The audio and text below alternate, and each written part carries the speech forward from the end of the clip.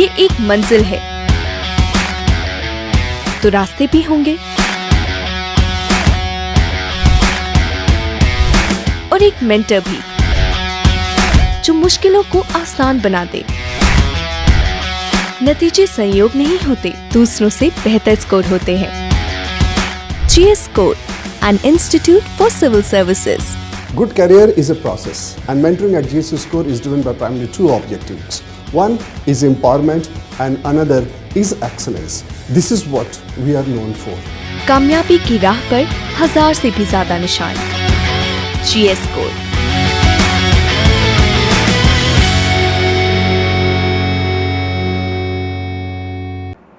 Hello everyone, मेरा नाम लघिमा तिवारी है और मैंने इस बारी यूपीएससी सीएसई परीक्षा में 19वीं रैंक हासिल की है। मैंने 2021 में ही अपनी ग्रेजुएशन की थी दिल्ली टेक्नोलॉजिकल यूनिवर्सिटी से, एंड उसके बाद मैंने 1 साल पूरी घर में अपनी बैठ के प्रिपरेशन की है और मैंने अपना पहला प्रयास 2022 में दिया है और उसमें मुझे सफलता हासिल हुई है।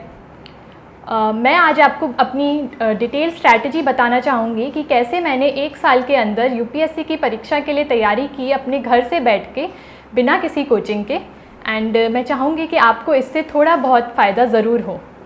मेरी जनरल स्ट्रैटेजी, मैंने जैसा कहा कि मैंने 1 साल पूरा प्रिपरेशन को दिया था, तो मैंने अपना 1 साल का टाइम जो है 3 हिस्सों में डिवाइड कर लिया था शुरुआत से ही। जो अपना पहला हिस्सा था उसमें मैंने डिसाइड किया था कि मैं अपने जनरल जो जीएस के मोटे मोटे टॉपिक्स हैं like polity, economics, history, geography, environment, उनको कंप्लीट करूँगी पहले, क्योंकि ये मेंस और प्रीलिम्स के लिए दोनों का सिलेबस सेम ही रहता है। फिर सेकंड पार्ट में मैंने कोशिश की थी कि मैं अपने ऑप्शनल सब्जेक्ट को कवर करूँ और साथ साथ जो अभी तक मैंने जीएस पढ़ा है उसका भी रिवीजन करती रहूँ। और जो थर्ड पार्ट था मेरे ईयर का, उसमें मैंने कोशिश की कि अभी तक जो मेरे मेंस स्पेसिफिक थोड़े बहुत टॉपिक्स होते हैं, जैसे इंटरनेशनल रिलेशंस हो गया, सिक्योरिटी हो गई, और बाकी छोटे मोटे टॉपिक्स होते हैं, मैं उन्हें थोड़ा बहुत देख पाऊँ और बाकी जो भी मेरा रह गया है उसे मैं बफर टाइम की तरह यूज़ करके उसमें वो चीज़ कंप्लीट करूँ। मैंने अपनी परीक्षा के दौरान सबसे ज़्यादा जो बेसिक बुक्स हैं उन्हीं पे फोकस किया, एंड मेरे रिसोर्सेज इस प्रकार थे। फॉर GS1 मैंने हिस्ट्री के लिए, मॉडर्न हिस्ट्री के लिए मैंने स्पेक्ट्रम पढ़ी है। एंशिएंट एंड मिडिवल हिस्ट्री के लिए मैंने 12th 11th क्लास की जो ओल्ड NCERTs हैं वो पढ़ी हैं और अपने सेल्फ नोट्स बनाए हैं एंशिएंट और मिडिवल के लिए, क्योंकि खाली बुक्स की यूटिलिटी थोड़ी कम हो जाती है और नोट्स क्योंकि ईजी रहते हैं रिवाइज़ करने में, तो मैंने वो बनाए हैं। और बाकी मैंने थोड़ा सेलेक्टिव रीडिंग करी है आर्ट एंड कल्चर के लिए नितिन सिंघानिया सर की बुक की, बट पूरी कवर टू कवर नहीं पढ़ी, बहुत कम सेलेक्टिव रीडिंग करी है। बाकी world history and post independence history के लिए मैंने बहुत शॉर्ट नोट्स बनाए हैं। वर्ल्ड हिस्ट्री और पोस्ट इंडिपेंडेंस हिस्ट्री का मेरा एक एनालिसिस था जो मैंने खुद से किया था, एंड हो सकता है कि ये बिल्कुल सही नहीं हो, बट मैंने ये नोटिस किया था प्रीवियस ईयर के क्वेश्चन पेपर्स देख के कि इवन ईयर्स में जब भी पेपर हुआ है, जैसे 2018, 2020 और 2022 जिसमें मेरा हुआ है, तो वर्ल्ड हिस्ट्री और पोस्ट इंडिपेंडेंस हिस्ट्री से questions generally in even years में आए नहीं हैं। तो मैंने 2 छोड़ा नहीं था इन्हें कम्प्लीटली, बट स्टिल थोड़ा बहुत कम प्रिपरेशन की थी इन टॉपिक्स से।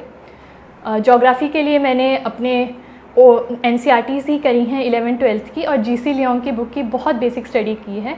यूट्यूब पे राज तनिल मैम की बहुत अच्छी वीडियोस हैं ज्योग्राफी के लिए, उनको मैंने रेफ़र किया है। इंडियन सोसाइटी के लिए मैंने विजन IAS के नोट्स रेफ़र करे थे और उनसे ही अपने सेल्फ नोट्स बनाए थे। एंथ्रोपोलॉजी ऑप्शनल होने के कारण थोड़ी मदद उधर से भी मिली। GS2 के लिए, पॉलिटी के लिए लक्ष्मीकांत सबसे पहले पढ़ी। लक्ष्मीकांत का प्रीलिम्स में बहुत महत्व रहा, मगर मेंस के लिए थोड़ी बहुत टॉपिक्स के सेल्फ नोट्स बनाने पड़े वेरियस सोर्सेज से, जैसे कि ऑनलाइन सर्च करके एंड जो विजन IAS और बाकी कोचिंग के मटेरियल रेफ़र करके टॉपिक्स के मेन स्पेसिफिक नोट्स बनाए हैं। इंटरनेशनल रिलेशंस भी मैंने ऐसे ही ऑनलाइन रिसोर्सेज से अपना प्रिपेयर किया था, और गवर्नेंस भी। GS3 के लिए, इकॉनमी के लिए मैंने श्री राम IAS के जो नोट्स होते हैं उन्हें रेफ़र किया। और प्रीलिम्स में मेरे वो काफ़ी काम आए, और इवन मेंस में जो उन्होंने बेस बनाया काफ़ी मदद हुई। बट अगेन मेंस के स्पेसिफिक टॉपिक्स के लिए मैंने अपने विजन आईएएस के जो बुकलेट्स होती हैं उनसे अपने सेल्फ नोट्स बनाए, और बाकी टॉपर्स कॉपीज से भी मैंने नोट्स बनाए, और बाकी और भी ऑनलाइन रिसोर्सेज से मैंने नोट्स को इकट्ठा किया। ऐसे ही GS3 के जो बाकी टॉपिक्स हैं, एग्रीकल्चर, साइंस एंड टेक,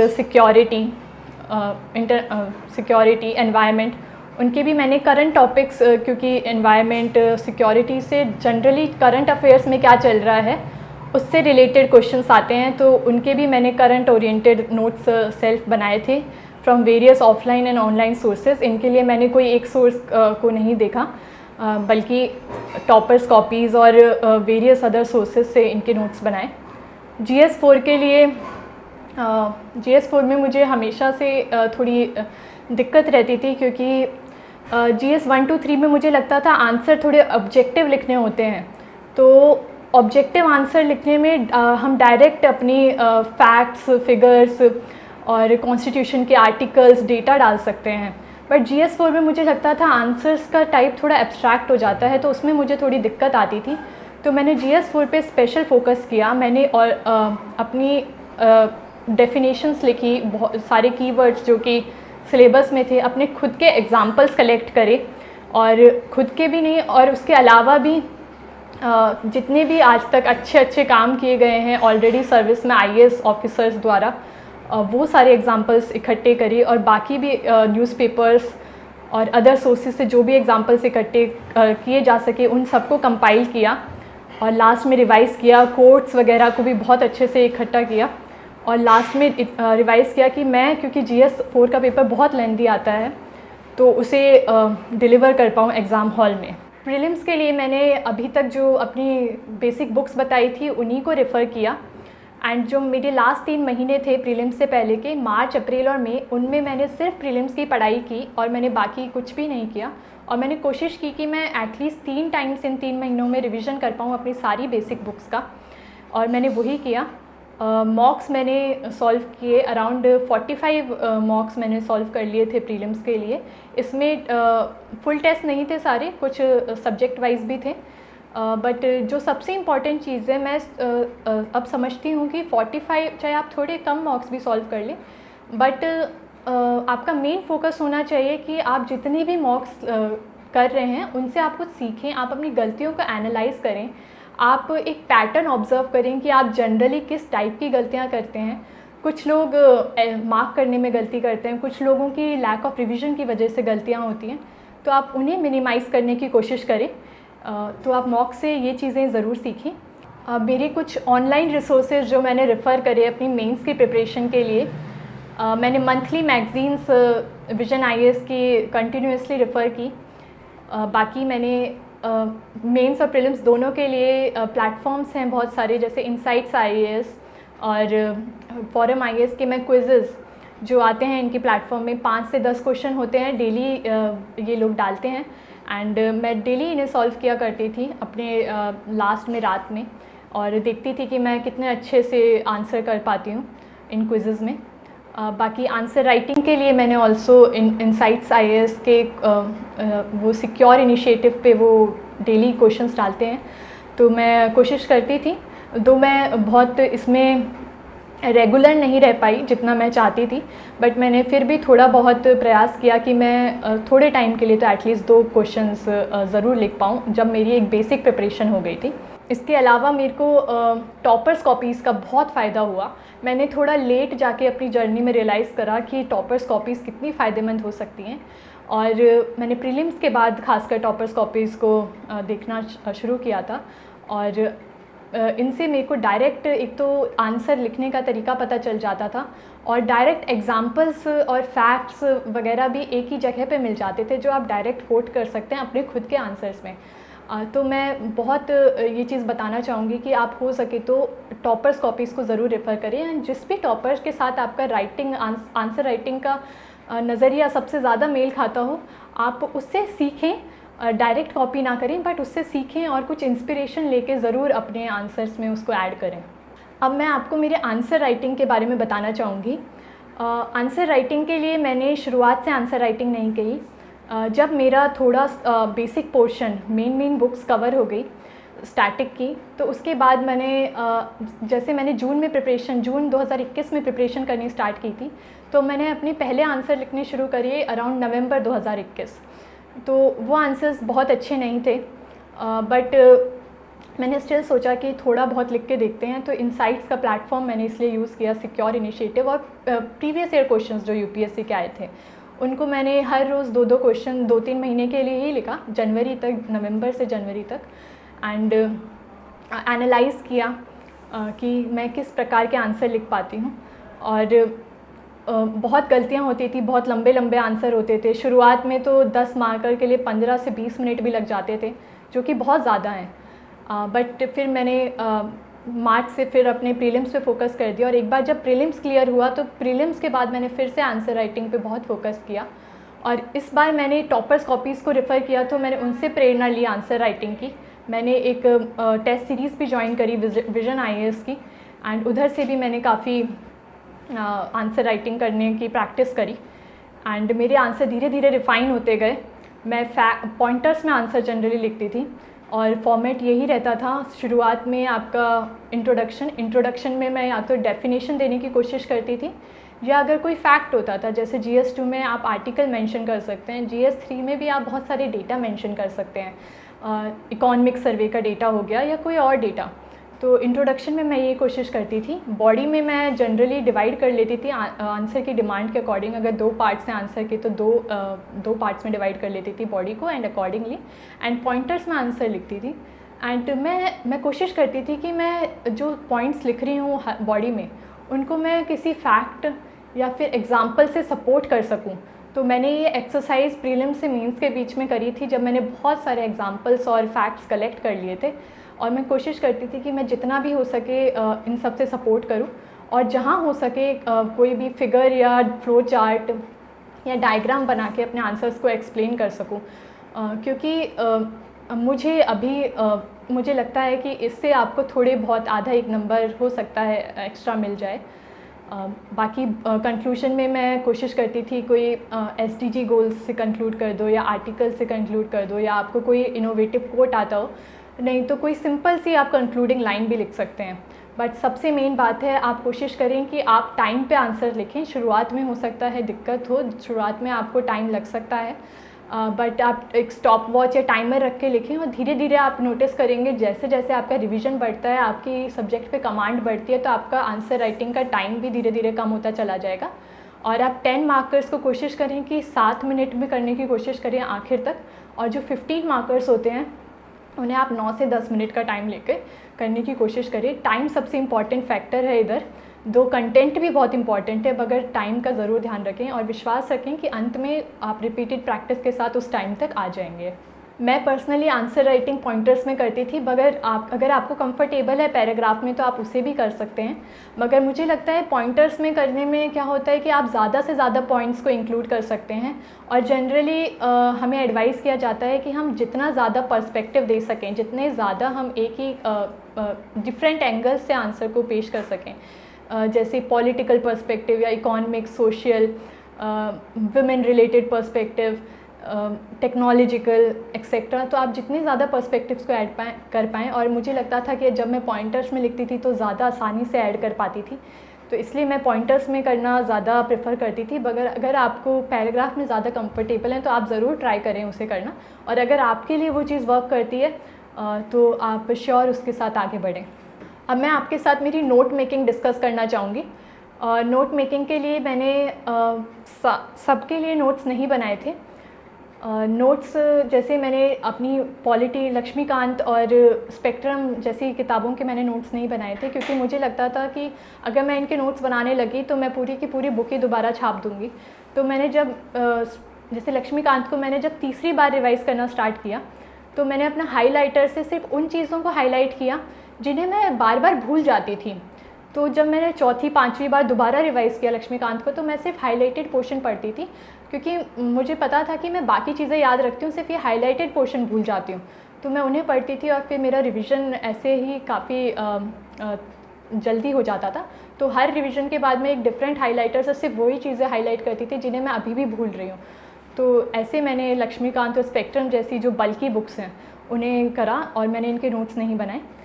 मगर मैंने कुछ किताबें जैसे कि एंशिएंट मिडिवल हैं उनके नोट्स मैंने बनाए, क्योंकि मुझे लगता था इनको डायरेक्ट बुक से पढ़ने में यूटिलिटी कम है और अगर नोट्स बनेंगे तो रिवीजन जल्दी होगा। तो इनके मैंने अपने खुद के पेन एंड पेपर से नोट्स बनाए और मेन स्पेसिफिक मैंने पेन एंड पेपर से ऑफलाइन नोट्स बनाए। मेन स्पेसिफिक सिलेबस के अकॉर्डिंग मैंने A4 साइज शीट्स में टॉपिक्स लिखे और मैंने 1 या 2 पेज के नोट्स हर टॉपिक के बनाए from different sources, online offline, और एग्जांपल्स, डेटा, फैक्ट सब मैं 1 या 2 पेज में ऐसे हेडिंग्स के नीचे डाल देती थी कि एग्जांपल्स की अलग हेडिंग है, डेटा फैक्ट्स की अलग हेडिंग है, एंड कोई कोट आ रहा है दिमाग में या सबकी मैं ऐसे मैंने नोट्स बनाए। बाकी ऑनलाइन नोट्स का भी मैंने सहारा लिया। एवर नोट पे मैंने जैसे CA करंट अफेयर्स के लिए मैंने नोट्स ज़रूर बनाए। कुछ भी न्यूज़पेपर में मुझे लगता था इंटरेस्टिंग केस स्टडी है तो मैं उसे अपने एवर नोट में लिख लेती थी और बाद में मैं जब मेंस के आंसर राइटिंग करने लगी तो मैं उधर से उन्हें अपने आंसर्स में डालने लगी। या फिर प्रीलिम स्पेसिफिक भी मुझे कुछ लगता था न्यूज़पेपर में कुछ फैक्चुअल इन्फॉर्मेशन आई है तो मैं उसे भी अपने एवर नोट में लिख लेती थी। बाकी इंटरव्यू के लिए मैंने ऑनलाइन नोट का सबसे ज़्यादा प्रयोग किया, एवर नोट का, क्योंकि इंटरव्यू के लिए नोट्स काफ़ी बनाने थे, डैफ रिलेटेड और करंट रिलेटेड नोट्स बार बार चेंज होते रहते थे, तो उसमें मैंने ऑनलाइन नोट्स का सबसे ज़्यादा प्रयोग किया। बट मेंस के लिए मैंने ऑफलाइन नोट्स ही बनाए हैं। मैं आपसे अपना जनरल टाइम टेबल डिस्कस करना चाहूँगी। तो मैं कोशिश करती थी कि मैं 7 से 8 घंटे रोज़ दे पाऊँ अपनी पढ़ाई को, एंड मुझे लगता है कंसिस्टेंसी सबसे इम्पॉर्टेंट फैक्टर है यूपीएससी में। ऐसा नहीं होना चाहिए कि आप एक दिन 10 से 12 घंटे पढ़ रहे हैं और एक दिन नेक्स्ट डे आप सिर्फ 2 से 3 घंटे पढ़ रहे हैं। तो इसकी जगह आप कोशिश करें कि आप रोज़ कम से कम 6, 7 या 7 से 8 जैसा आपको सूट करे आप उतने घंटे पढ़ पाएँ। और मैं यही फॉलो करती थी। मैं एक नॉर्मल रूटीन फॉलो करती थी, 7 से 7:30 के बीच में सुबह उठना और रात में 12 बजे के अराउंड सो जाना। तो 7 से 8 घंटे की नींद और उसके बीच में अपने पढ़ाई 7 से 8 घंटे की और बाकी डेली के काम। तो ये रूटीन मैं फॉलो करती थी। बट सबसे इम्पॉर्टेंट है कि मैं यही काम रोज़ करती थी। हो सकता है ये बोरिंग हो जाता है एक समय के बाद, बट आपको अपने आप को याद दिलाना होगा कि यही बोरिंग काम अगर आप डेली करेंगे तो आपको अंत में जाके इसका फल अवश्य मिलेगा। कुछ डूज़ एंड डोंट्स मैं आपके साथ डिस्कस करना चाहूँगी। तो पहला डूज़ मेरे हिसाब से होगा कि आपको अपने कुछ स्टैटिक पोर्शंस को सबसे ज़्यादा स्ट्रॉन्ग करना है। स्टैटिक पोर्शन के लिए आप जो भी बेसिक बुक्स हैं उन्हें बार बार पढ़िए, बार बार रिवाइज़ करिए। करंट दो बहुत इम्पॉर्टेंट होता चला गया है over the years, but still मेरी एडवाइस होगी कि आप पहले स्टैटिक को स्ट्रॉन्ग करिए और करंट को भी करते रहिए साथ में, बट स्टैटिक की कॉस्ट पे कभी करंट को प्रेफरेंस मत दीजिए। सेकंड मेरी एडवाइस होगी कि कंसिस्टेंसी बहुत इम्पॉर्टेंट है। डेली वही एफ़र्ट्स डालना बहुत इम्पॉर्टेंट है। डेली आप उसी तरह से उठें, वही शेड्यूल फॉलो करें और एक डिसिप्लिन और कंसिस्टेंसी बनाए रखें। थर्ड आपके लिए मेरा डूज़ होगा कि आप अपने अंदर एक छोटा सा amount of faith and confidence रखें। ओवर कॉन्फिडेंस आप के लिए अच्छा नहीं है, बट थोड़ा फेथ एंड कॉन्फिडेंस अपने ऊपर होना अच्छा है।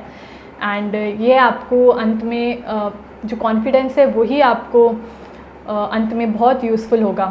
कुछ डोंट्स होंगे कि इंटरनेट के आने से और इतने सारे रिसोर्सेज हो गए हैं कि कन्फ्यूजन होना बहुत स्वाभाविक है। तो आप बहुत सारे रिसोर्सेज के पीछे ना भागें। आप प्रिपरेशन स्टार्ट करने से पहले ही आप कितना टाइम लेना चाहते हैं, 2 दिन, 5 दिन, 10 दिन, 1 महीना, आप अपनी स्ट्रैटेजी को एक पेन एंड पेपर पे लिख लें कि आप ये रिसोर्सेज फॉलो करेंगे। आपका टाइम टेबल ऐसा होगा, आप ये तब करेंगे। थोड़ी फ्लेक्सिबिलिटी अवश्य रहनी चाहिए, क्योंकि आप जैसे जैसे सीखेंगे, आप प्रिपरेशन करना स्टार्ट करेंगे तो आप समझेंगे कि आपको इसकी जगह ये काम ऐसे करना चाहिए। बट हो सके तो आप उस पर स्टिक करने की कोशिश करें, थोड़ी फ्लेक्सिबिलिटी के साथ ऑफ कोर्स, और ये आपको फ़ायदा ज़रूर पहुंचाएगा। इससे आप बार बार भटकेंगे नहीं कि आपको अब क्या करना है, कैसे करना है। और एक डोंट ये होगा कि आप जब इस प्रिपरेशन में एंटर कर रहे हैं यूपीएससी में, तो बहुत एक हवा और डर है कि यूपीएससी इतना बड़ा एग्ज़ाम है, कैसे होगा। तो आप एक फ्रेश माइंड के साथ एंटर करें और ये सोचें कि आपको अपना कम से कम 1-2 जितने भी आप ऑनेस्ट अटैम्प्ट दे पाएँ पूरी मेहनत के साथ वो दें, और उसके बाद जो भी रिज़ल्ट आता है ठीक है, मगर एक बिना डर के इसमें एंटर करें, फ्रेश माइंड के साथ, एक फ्रेश पर्सपेक्टिव के साथ। अब मैं आपके साथ मेरे इंटरव्यू में पूछे गए कुछ क्वेश्चंस डिस्कस करना चाहूँगी। मेरे इंटरव्यू की शुरुआत मेरे नाम के मतलब के साथ ही हुई थी, क्योंकि मेरा नाम काफ़ी अलग है। तो सबसे पहले चेयरमैन सर ने मेरे नाम का मतलब ही पूछा था। उसके बाद उन्होंने मुझसे स्वच्छ भारत मिशन पे डिस्कशन किया था, क्योंकि मेरी हॉबी रही है बेस्ट आउट ऑफ वेस्ट। उसके बाद मेरा जैसे जन्म स्थान अलवर है, तो मेरे से अलवर से रिलेटेड कुछ प्रश्न पूछे गए थे। जैसे अलवर के नज़दीक घूमने की जगह तो सरिस्का पड़ता है, तो उससे प्रोजेक्ट टाइगर से क्वेश्चन पूछे गए थे। मुझसे राजस्थान रिलेटेड क्वेश्चन भी पूछे गए थे। इंदिरा गांधी शहरी विकास योजना पे जैसे प्रश्न थे, इंदिरा गांधी नहर पे भी प्रश्न थे। तो इन सब एरियाज़ से मुझसे क्वेश्चन पूछे गए थे। मेरे ऑप्शनल एंथ्रोपोलॉजी से रिलेटेड भी मुझसे क्वेश्चंस पूछे गए थे। मैंने मॉक्स ज़रूर दिए थे अपनी प्रिपरेशन के दौरान। मैंने कोई कोचिंग नहीं ली है, मैंने कोई भी क्लासरूम कोचिंग नहीं ली है, और सेल्फ़ प्रिपरेशन की है। अपनी जीएस के लिए भी मैंने सेल्फ़ प्रिपरेशन की है, और मैंने अपने ऑप्शनल के लिए भी सेल्फ़ प्रिपरेशन की है। मैंने किसी में भी कोई कोचिंग नहीं ली है, बट मैंने टेस्ट सीरीज़ और मॉक ज़रूर लिए थे, प्रीलिम्स के लिए भी और मेंस के लिए भी और इंटरव्यू स्टेज पे भी। क्योंकि मुझे लगता है मॉक्स और टेस्ट सीरीज़ देने से आपको एक तो आइडिया लगता है कि आप कहाँ स्टैंड करते हैं अपने कंपटीशन से, और आप एक लूप में रहते हैं, स्पेशली उन बच्चों के लिए जो कोचिंग नहीं ले रहे हैं। तो टेस्ट सीरीज़ आपको एक आइडिया दिलाती है कि आप बाकी लोगों के साथ कैसा स्टैंड कर रहे हैं। और सिंस मेरा फ़र्स्ट टाइम था, तो इंटरव्यू के लिए भी मैंने मॉक्स ज़रूर लिए थे कि थोड़ा आइडिया लग जाए कि कैसे अपने आप को प्रेजेंट करना है और बोलना है इतने बड़े पैनल के सामने। तो मुझे लगता है कि अगर आप कोचिंग नहीं ले रहे हैं, स्टिल आप टेस्ट सीरीज़ और मॉक ज़रूर एक बार लेने का विचार कर सकते हैं। आपको इनसे फ़ायदा ही होगा। अपने आप को डेली फ्रेश एंड एनर्जेटिक रखने के लिए मैं सुबह उठ के थोड़ी देर 10 से 15 मिनट ज़रूर कोशिश करती थी कि लाइट मॉर्निंग वॉक कर सकूं और थोड़ा सा योगा टाइप कुछ कर सकूं। और अपनी फैमिली फ्रेंड्स के साथ मैं रोज़ टाइम स्पेंड करने की कोशिश करती थी, जिससे थोड़ा लोगों से बात करके भी अच्छा फील होता था। बाकी मेरे को टीवी सीरीज़ और ये देखना पसंद था, तो मैं डेली आधा घंटा अपना खाना खाते समय या वैसे इनको देखती थी। तो इसी से मेरे को फ्रेश थोड़ा रहने का मिलता था। और आप भी ऐसी कोई हॉबीज़ अपनी ढूंढ लीजिए। हो सकता है आधा घंटा आप रोज़ इन पे स्पेंड करेंगे तो आपको वैसे भी फ्रेश रहने को मिलेगा, और आपके बाकी इंटरव्यू स्टेज पे भी आपको लिखने में अपनी हॉबीज़ मदद मिलेगी। अब मैं सोशल मीडिया की बात करना चाहूँगी। तो सोशल मीडिया से मैंने अपने आप को पूरी तरह तो कट ऑफ नहीं किया था, बट लाइक इंस्टाग्राम हो गया तो मैं उसे अपना यूज़ नहीं करती थी। जब मैंने प्रिपरेशन किया तो मैं वहाँ पे एक्टिव नहीं थी। बट जैसे व्हाट्सएप प्लेटफॉर्म हो गया तो व्हाट्सएप का मैं स्टिल यूज़ करती थी। तो मैंने 100% कट ऑफ नहीं किया था, बट हाँ कुछ पार्शियल कट ऑफ ज़रूर किया था। आप लोगों के लिए मेरी यही एडवाइस है कि अगर आपको लगता है कि आप डिस्टर्ब होते हैं सोशल मीडिया से, और सोशल मीडिया आपकी प्रिपरेशन पे एक नेगेटिव इफ़ेक्ट ला सकता है, तो आप ज़रूर उसको कट ऑफ कर दीजिए, कम्प्लीटली नहीं तो पार्शियली अपनी प्रिपरेशन में। एंड इफ़ आप नहीं होते डिस्टर्ब तो ये आपकी पर्सनल चॉइस है, आप उसे यूज़ भी करते रह सकते हैं। कुछ फ़ायदे भी होते हैं सोशल मीडिया के, तो ये आपकी बिल्कुल पर्सनल चॉइस है, जिसे आपको अपनी स्ट्रेंथ्स और वीकनेसेस के अकॉर्डिंग लेना चाहिए। मुझे नहीं लगता है कि कोचिंग बहुत ज़रूरी हो गई है एग्ज़ाम के लिए। मैंने खुद 1 साल घर पे बैठ के सेल्फ़ प्रिपरेशन की है, दोनों जीएस और ऑप्शनल की। हाँ, मैंने टेस्ट सीरीज़ ज़रूर ली थी, बट कोचिंग के बिना भी तैयारी की जा सकती है। आपकी अब तो यूट्यूब इंटरनेट पे पूरी गाइडेंस डिफरेंट टॉपर्स की बहुत ज़्यादा अवेलेबल है, तो आप कुछ टॉपर्स की वीडियोस देखिए।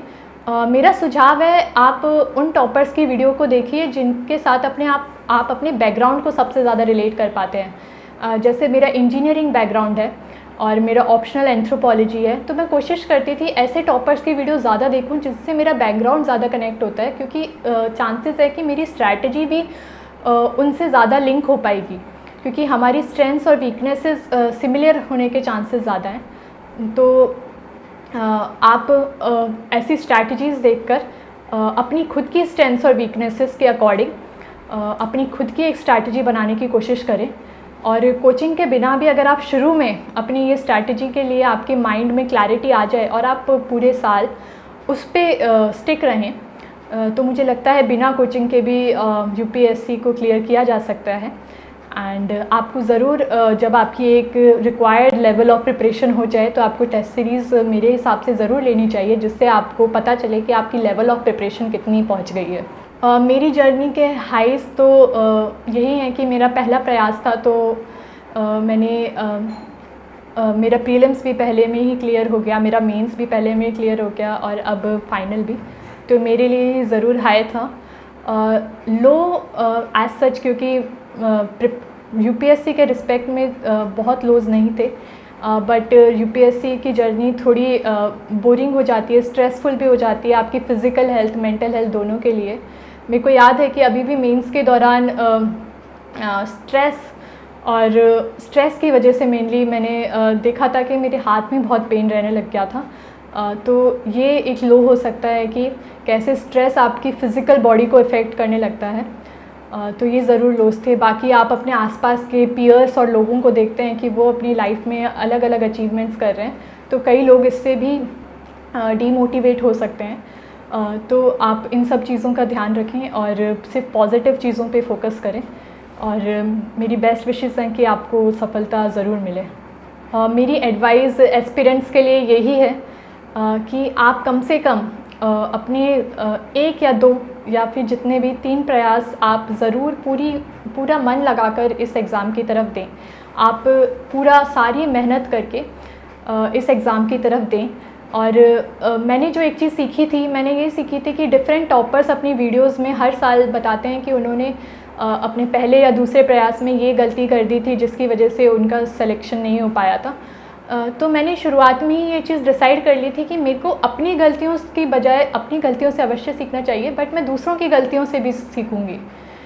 तो मैंने पहले ही डिसाइड कर लिया था कि मैं दूसरों की गलतियों से सीखूंगी। जैसे किसी टॉपर ने कहा कि उन्होंने आंसर राइटिंग इनफ नहीं की थी, तो मैंने डिसाइड कर लिया कि मैं ऐसी गलती नहीं करूंगी। या किसी ने कहा कि उन्होंने मल्टीपल सोर्सेज को फॉलो किया, तो मैंने दूसरों की गलतियों से सीखा।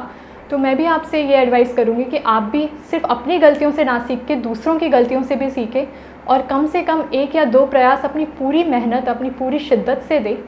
और उसके बाद जो भी रिज़ल्ट आता है उसका इतना फ़र्क नहीं पड़ेगा, क्योंकि आपके मन में एक सेटिस्फैक्शन रहेगी कि आपने अपना बेस्ट दिया था। तो आप प्लीज़ ये चीज़ ज़रूर करें और अपनी स्ट्रैटेजी अपनी प्रिपरेशन से पहले एक बार फाइनल कर लें। थोड़ी फ्लेक्सिबिलिटी रखें, बट एक ब्रॉड स्ट्रैटेजी फाइनल करें और उसे आप पूरे 1 साल फॉलो करने की कोशिश करें। इसी के साथ मैं एंड करना चाहूँगी and I will like to thank DKT for this video. And मैं उम्मीद करती हूँ कि मेरी इस डिटेल स्ट्रैटेजी से एस्पिरेंट्स को फ़ायदा होगा, जैसे मैंने बाकी लोगों की स्ट्रैटेजी से काफ़ी पॉइंटर्स लिए थे। मैं वही चीज़ चाहूँगी कि औरों को भी मेरी स्ट्रैटेजी से फ़ायदा हो। एंड थैंक यू DKT की पूरी टीम को इसके लिए।